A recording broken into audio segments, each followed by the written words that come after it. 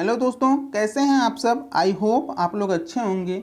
आज हम डिस्कस करेंगे कोल्ड फॉगिंग और हॉट फॉगिंग के बारे में। तो सबसे पहले हम जान लेते हैं कि फॉगिंग क्या होता है।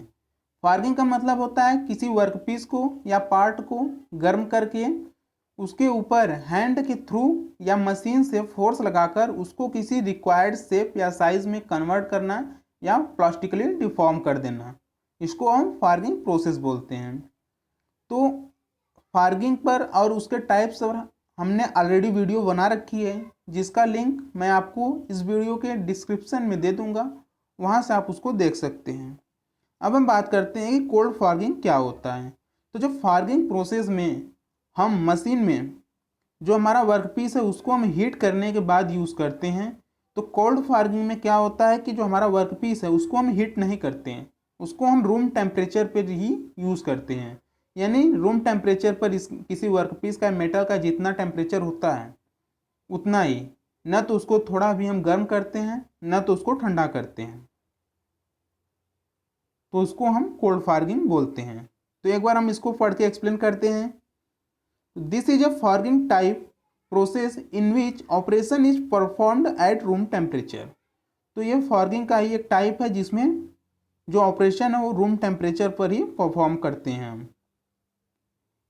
In cold forging, there is no use of furnace to heat the workpiece or to cool the workpiece। यानी फॉर्गिंग में क्या करते हैं हम, कोल्ड फॉर्गिंग में हम वर्कपीस को गर्म करने के लिए न तो किसी भट्टी का यूज़ करते हैं न तो उसको ठंडा करने के लिए किसी चीज़ का यूज़ करते हैं। तो अब हम देखते हैं कि जो हमारा कोल्ड फॉर्गिंग है उसका ऑपरेशन कैसे परफॉर्म होता है। The machines having two dies and in between die we place the workpiece between them and apply the load on it.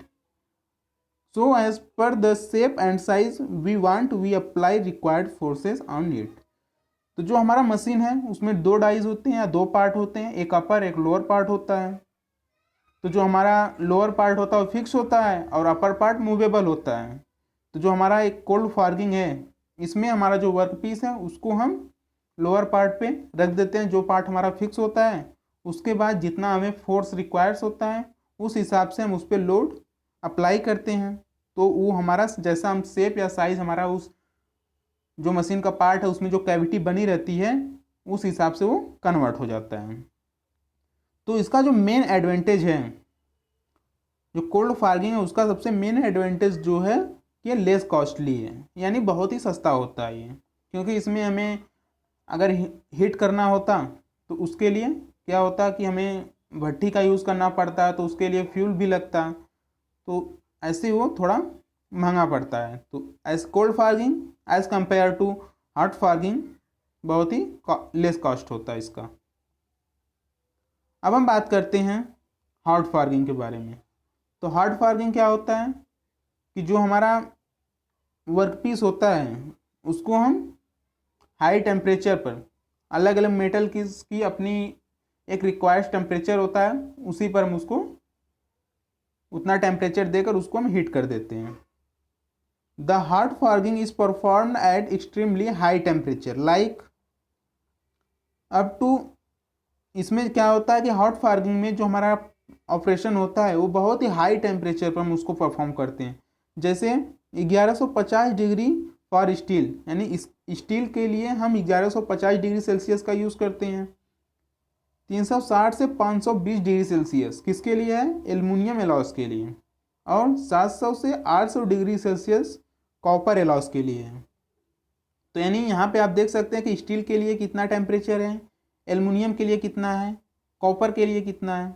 ऐसे अलग अलग मेटल्स की अपनी एक रिक्वायर्ड टेम्परेचर होता है, तो उसी टेम्परेचर से हम उसको हीट करते हैं। This temperature is necessary because when you perform the operation of hot forging, the strain hardening problems comes while deforming the workpiece।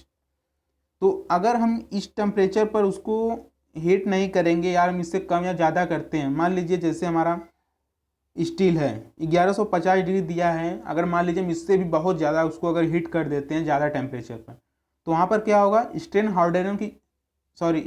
Hardening की जो प्रॉब्लम है वो वहाँ पर क्रिएट होगी। अब स्ट्रेन हार्डनिंग क्या होता है ये आपको पता होना चाहिए, ऐसा हम मान के चल रहे हैं, क्योंकि ये बेसिक सी चीज़ें हैं, आपको पता होनी चाहिए। तो इस जो हमारे स्ट्रेन हार्डनिंग की प्रॉब्लम है, इससे बचने के लिए जो हमारा वर्कपीस है उसकी जो रिक्वायर्ड टेम्परेचर है उसी टेम्परेचर पर हमें उसको हीट करना चाहिए। In order to avoid strain hardening problem you must work between the temperature as suggested. तो हमें जैसा टेम्परेचर सजेस्ट किया जाता है, जैसा जिस मेटल के जो सजेस्ट किया गया है उसी हिसाब से हमें उसको उतना टेम्परेचर दे के हीट करना चाहिए।